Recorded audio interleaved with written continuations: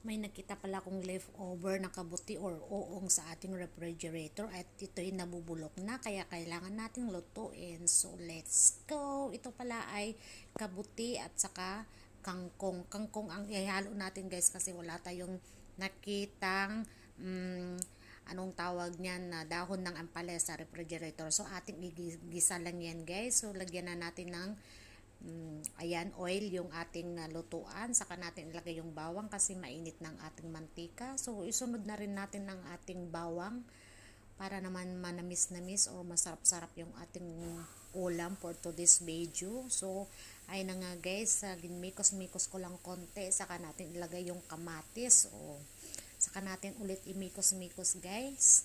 So naluto na yung ating kamatis, ilagay na natin yung kabuti or at uong kung sa Ilocano pa. Ayan, saka natin ulit siya lagyan ng pampalasa at saka konting